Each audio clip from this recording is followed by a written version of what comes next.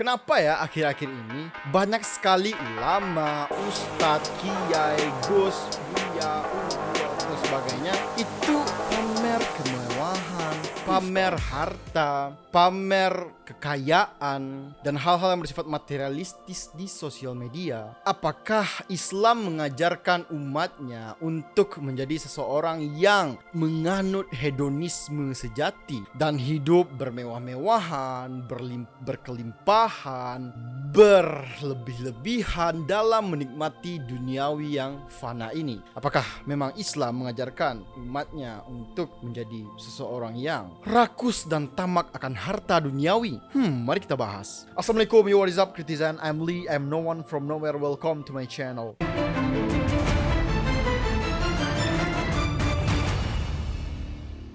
Dulu di era-era awal kemerdekaan, ada seorang founding father, politikus, ekonom, dan akademis asli Indonesia yang tidak melabeli dirinya sebagai ulama, ustadz, dan lain-lain. Namun hidup dengan prinsip asketisme Islam secara kafah. Beliau adalah Muhammad Hatta. Nah, Bung Hatta sebagai orang Minang, keilmuan Bung Hatta dalam mengenai agama Islam sudah tidak dapat diragukan lagi, karena ketika orang Minang seperti kita, seperti Anda, atau seperti orang-orang Minang lainnya belajar Islam sedini mungkin. Sejak kecil kita orang Minang itu belajar dari surau ke surau dalam membahas, dalam mengulik, mengaji tentang agama Islam. Nah, sebagai sosok pendiri bangsa, beliau bisa saja hidup berkelimpahan harta, beliau bisa saja meminta proyek ke pemerintah dan mungkin menggunakan harta negara untuk kepentingan pribadi. Namun apa? Karena kuatnya ajaran Islam yang beliau anut, karena kuatnya keimanan beliau, bahkan ketika beliau tua dan berpulang, untuk bayar listrik rumah saja beliau tidak sanggup membayarnya karena keterbatasan uang yang dimiliki oleh sang founding father Indonesia ini. Yaitu semua karena saking jujurnya beliau, saking tidak maunya sedikit pun menggunakan uang negara untuk kepentingan pribadinya, walaupun kepentingan tersebut adalah kepentingan yang sangat urgent, sangat primer bagi seorang manusia. Tapi begitu hebatnya Bung Hatta dalam mengamalkan Islam secara kafah di muka bumi ini. Walaupun sebenarnya beliau mempunyai akses kekuasaan, akses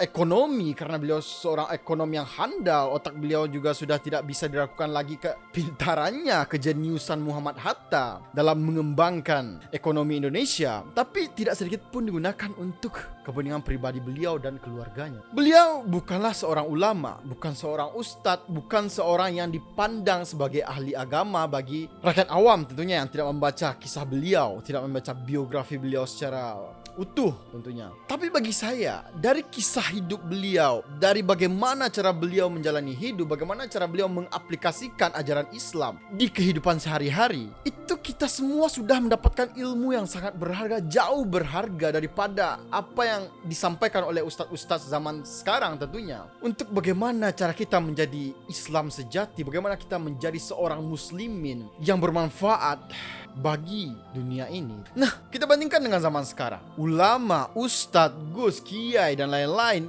di Indonesia ini memang sedang sering viral, sering disoroti karena gaya hidup mereka yang sangat high class.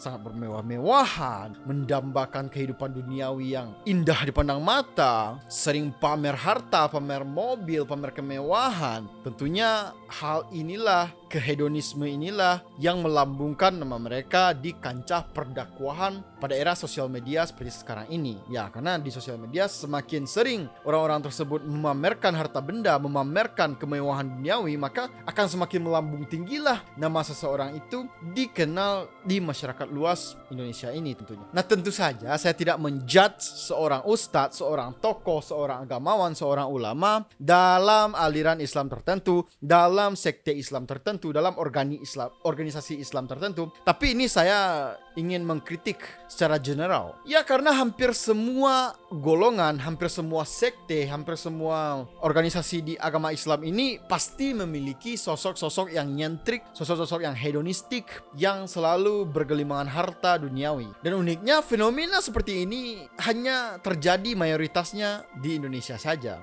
Karena mungkin Anda belum tahu kalau kata ulama, terminologi ulama atau ustadz, syekh dan lain-lain itu di luar negeri, terutama di Timur Tengah tentunya, bukanlah sebuah terminologi yang merujuk pada suatu gelar agamawan tertentu, pada seseorang yang hanya berkecimpung di hal-hal yang berbau agama Islam seperti itu. Jadi orang Kristen atau orang non-Muslim yang mengajarkan sains misalnya, atau mengajarkan hal-hal yang berbau ilmu duniawi, itu bisa dibilang sebagai ulama, bisa dibilang sebagai ustadz, bisa dibilang sebagai syekh di negara Timur Tengah. Karena kata ulama dalam bahasa Arab bisa diartikan sebagai scholar atau ilmuwan atau saintis seperti itu. Jadi ulama itu bukan diartikan secara sempit sebagai orang yang ahli agama Islam atau sebagai orang yang mempelajari agama Islam secara mendalam, tapi ilmuwan, saintis, dan akademisi pun dapat dibilang sebagai ilmuwan walaupun tidak mengaji atau mengkaji agama Islam secara dalam. Ya karena sebenarnya ya dikotomi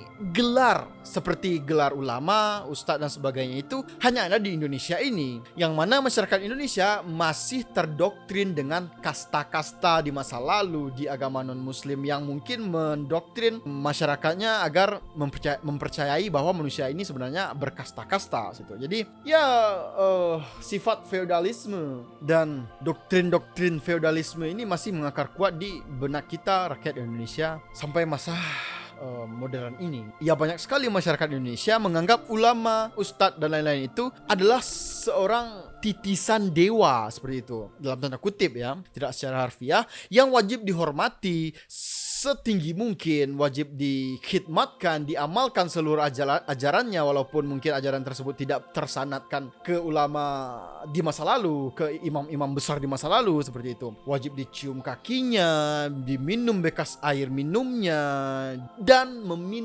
mengusap air yang mengalir dari kuburan-kuburan para ustadz, kiai, ulama, dan wali Allah tersebut untuk meminta berkah dari air bekas ustadz, ulama, kiai tersebut. Jadi ya sebenarnya hal-hal semacam ini sudah sangat jauh melenceng dalam prinsip asketisme Islam, dalam prinsip egalitarianisme Islam seperti itu. Apalagi ditambah dengan dikotomi sekularisme, pemisahan antara ahli agama dan ahli duniawi, ahli keilmuan duniawi, membuat fenomena-fenomena seperti ini semakin terasa jelas di masyarakat. Karena di saat seseorang sudah melabeli dirinya sebagai ulama, sebagai ustadz, sebagai kiai, gus dan lain-lain, maka di saat itulah beliau dihormati oleh orang-orang yang menganggap diri ustadz tersebut adalah seorang satria peninggit lah seperti itu. Nah, oleh orang-orang ini, ustadz-ustadz ini, habib, kiai, ulama diberikan infak dan sedekah yang katanya untuk kelancaran dakwah menyiarkan agama Islam bagi sang ustadz. Tak tanggung-tanggung tarif untuk mengundang ustadz, ulama dan lain-lain ini itu sangat fantastis jumlahnya. Bahkan juga ada yang di kisaran puluhan juta hingga ratusan juta sekali tampil. Ya sekali lagi, ulama, ustadz, gus, kiai, syekh dan lain-lain ini dianggap sebagai representasi dari raja-raja kecil bagi sekumpulan masyarakat yang ada di daerah-daerah yang mungkin masih kampungan di Indonesia ini. Nah, masyarakat-masyarakat ini cenderung menyerahkan segala bentuk keputusan dalam hidup mereka, bahkan keputusan-keputusan pribadi pun sering diserahkan kepada ulama ini, kepada ustadz-ustadz ini. Jadi perkataan ustadz, ulama, dan seseorang yang mungkin dianggap alim di suatu daerah tertentu, itu kata-katanya bahkan bisa melebihi kata-kata seorang nabi seperti itu. Jadi kepercayaan masyarakat kepada kata-kata orang yang mungkin dianggap sebagai wali, sebagai bla bla bla ini dianggap jauh lebih tinggi otoritasnya, bahkan lebih tinggi dari otoritas kenabian seperti itu. Jadi ya masih banyak kalangan masyarakat marginal yang mempercayai bahwa jika kita harus melakukan ini, maka kita harus meminta pendapat si Anu dulu. Jadi kata-kata si Anu ini, Ustadz Anu ini adalah sebuah kata-kata yang memiliki otoritas tertinggi yang harus kita patuhi untuk menjalani segala macam aspek yang ada di kehidupan ini. Jadi Jadi bagaimanapun juga bagi masyarakat tersebut, kata-kata si Ustadz Anu, si Kiai Anu ini adalah sebuah jimat sakti yang akan mengantarkan mereka pada kesuksesan dunia akhirat. Itu menurut kepercayaan orang-orang yang masih menganut kepercayaan feodalisme. Ya memang sekrusial itu sebenarnya status ulama, status ustadz, status syekh, kiai dan lain-lain itu di masyarakat kita. Makanya bagi masyarakat kelas bawah ini, ulama harus dirajakan sehingga tumpukan kekayaan yang dihimpun dari masyarakat marginal ini dapat membuat si ustadz, habib, kiai bla bla bla ini menjadi bergelimangan harta. Ini oknum, saya bilang oknum ustadz ya, bukan semuanya tentunya. Nah, apalagi ditambah di era sosial media ini, makin terlihatlah bagaimana watak para agamawan, oknum-oknum agamawan yang sering pamer, sering menikmati keberlimpahan harta dan jauh sekali dari kata zuhud yang diajarkan oleh Nabi Muhammad SAW. Ya makanya banyak sekali yang melabeli oknum-oknum ustadz, ulama, syekh dan habib ini sebagai ustadz artis atau sebagai seorang pengusaha ulama seperti itu, yang berjualan ayat untuk menjadi sebuah tumpukan kekayaan yang melimpah. Ya karena sebenarnya dakwah materialistik ini jatuhnya masuk ke kategori showbiz. Jadi terkadang orang tidak mencari ilmu, tidak mencari suatu hal-hal yang bersifat akademik dalam sebuah acara dakwah seperti itu. Namun orang-orang ini mencari sebuah kesenangan, mencari hiburan. Yang penting bisa dipamerkan di sosial media. Ya ustadz-ustadznya saja pamer, ulama-ulamanya saja mengajarkan hal-hal yang bersifat materialistik, bersifat hedonisme. Bagaimana umatnya tidak mengikuti apa yang diajarkan oleh guru-guru mereka tersebut? Ya yang namanya guru kencing berlari, murid juga akan kencing berdiri seperti itu. Karena guru kencing berdiri, maka murid akan kencing berlari. Hal ini memang jarang terjadi di luar negeri.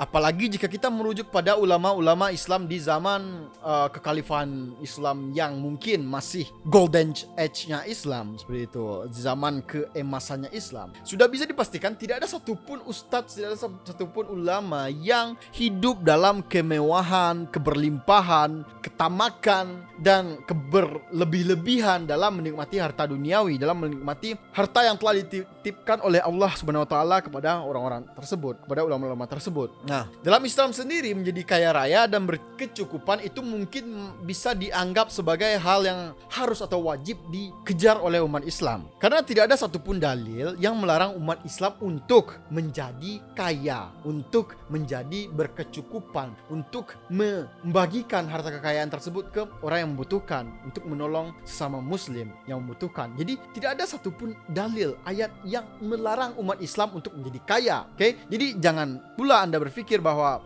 semua ustaz wajib miskin, wajib susah hidupnya. Tidak seperti itu juga. Oke? Namun untuk menikmati harta tersebut tidak boleh secara berlebihan. Oke? Menumpuk kekayaan serta menyombongkan, memamerkan harta kekayaan tersebut agar dipandang tinggi, agar dipandang sukses, agar dipandang mulia di sisi agama, itu adalah sebuah keharaman. Okay? Serta hal-hal yang bersifat kesombongan duniawi ini itu adalah sebuah tindakan yang dibenci oleh Allah Subhanahu wa taala. Apalagi disparitas antara ulama yang bermewah-mewahan dengan umatnya yang makan sehari sekali saja itu sudah alhamdulillah. Itu membuat kesenjangan sosial akan dua entitas ini menjadi sangat jauh sekali, jomplang sekali, sehingga menimbulkan benih-benih perpecahan, benih-benih iri hati, dengki dan sebagainya, dan kebencian kepada para agamawan. Okay? Nah, kita ambil saja contoh sahabat Nabi yang kaya raya, yang berlimpah sekali hartanya, tidak habis turun temurun, bahkan hingga saat ini sudah beratus generasi itu hartanya masih ada tersimpan di negara Arab sana. Ya sebut saja Utsman bin Affan, Abdurrahman bin Auf, kemudian imam-imam besar yang mendirikan mazhab seperti Imam Maliki bin Anas, Imam Abu Hanifah. Itu harta mereka tidak akan pernah habis jika kita konversikan ke mata uang yang ada di negara kita sekarang seperti itu. Nah, beliau ini sangat kaya raya, tapi harta dan kekayaan yang berlimpah ini dipakai bukan untuk dipamerkan, bukan untuk melagakkan simbol dan status sosial semata seperti itu, namun digunakan untuk berjuang, digunakan untuk berdakwah, digunakan untuk mendirikan kutab-kutab atau sekolah-sekolah Islam seperti itu. Jadi bukan murid yang membayar guru, tapi gurulah yang membayar murid untuk dapat belajar Islam secara mendalam seperti itu. Itulah yang dilakukan oleh imam-imam besar kita di zaman dahulu, masa lalu. Jadi bukan seperti sekarang, murid yang membayar sekolah, murid yang membayar guru untuk diajarkan, tapi guru yang kaya-kaya ini yang mendirikan sekolah gratis, bahkan membayar murid tersebut untuk belajar kepada beliau-beliau ini. Itulah yang menjadi sebuah disparitas sosial yang membedakan antara ulama zaman sekarang dan ulama masa lalu. Bukan berarti saya menyalahkan ulama zaman sekarang dalam mencari uang.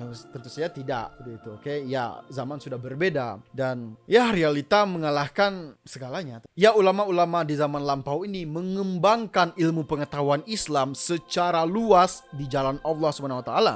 Dan pastinya tidak ada kesenjangan sosial dengan masyarakat-masyarakat di sekitar beliau. Tidak ada mungkin yang namanya orang-orang miskin yang sangat miskin yang tidak dapat makan ketika beliau sedang mendakwahkan keilmuan beliau. Sudah pasti orang-orang tersebut akan dibantu, akan dinaikkan derajatnya oleh ulama-ulama Islam yang hidup dalam kemewahan di masa lalu ini. Oke? Nah, sebenarnya hal ini menceritakan hal-hal yang sangat indah ini, yang mengglorifikasi masa lalu ini, itu memang membuat kita selalu terbuai dengan indahnya, dengan jayanya, bagaimana ulama-ulama Islam, ilmuwan-ilmuwan Islam di zaman dahulu. Karena tunggu dulu, Imam Abu Hanifah itu tidak hanya pintar dalam segi keilmuan Islam saja, tapi beliau juga hebat matematikanya, hebat filsafatnya, hebat logikanya, dan hebat di pengetahuan-pengetahuan lainnya dalam mengembangkan usahanya, bisnisnya. Jadi tidak hanya fokus ke ajaran agama Islam semata, tidak seperti ulama-ulama zaman. Nah, jadi bagaimana dengan sekarang? Bagaimana ulama dan ustadz di zaman sekarang? Apakah masih ada ulama-ulama besar? Apakah masih ada ustadz-ustadz yang sama atau yang mengikuti dari ulama-ulama terdahulu? Tentu saja ulama-ulama seperti ini, seperti Ustadz Adi Hidayat, seperti Buya Syafi'i Ma'arif, dan tidak lupa pula Gus Baha, itu juga sudah dapat dibilang sebagai penerus ulama-ulama yang zuhud seperti ulama di masa lalu seperti itu. Ya tentu saja masih ada ulama-ulama yang tidak diketahui namanya secara luas atau mungkin sangat zuhud sekali dan tidak mau diberitakan namanya di sosial media atau di media massa. Jadi ya banyak sekali, tentu saja banyak sekali ulama dan ustadz yang masih sederhana tapi keilmuan Islamnya luar biasa dan hidup berdampingan dengan masyarakat yang ada di daerah-daerah seperti itu. Tidak mau namanya dipublikasikan mungkin karena takut untuk tenggelam dalam fitnah akhir zaman ini. Nah, jika kita merujuk pada ulama populer yang mungkin bisa dibilang sederhana seperti Ustaz Hidayat, Buya Syafi'i Ma'arif almarhum, dan Gus Baha, tentu saja orang-orang ini, beliau-beliau ini memiliki harta yang sangat berlimpah tentunya karena saking terkenalnya beliau. Tapi apa yang diperlihatkannya di media sosial tidak pernah memamerkan, tidak pernah mengeksploitasi kekayaan-kekayaan beliau ini untuk membuat iri hati orang-orang di sosial media seperti itu. Jadi untuk harta sudah pasti beliau-beliau ini sangat berkecukupan, bahkan berkelimpahan, dan digunakan untuk kemaslahatan umat tentunya. Tapi dalam hal kesederhanaan, seharusnya ulama-ulama zaman sekarang itu menjadikan ustadz-ustadz ini sebagai contoh dalam bersikap zuhud, dalam bersikap sederhana, dalam berkehidupan sosial di era sosial media ini, di era modern seperti ini. Ya apalagi ada oknum-oknum ustadz, oknum-oknum ulama, oknum-oknum agamawan yang berstatus sebagai ahli Islam, ahli agama, ahli segalanya dalam hal-hal yang bersifat keislaman.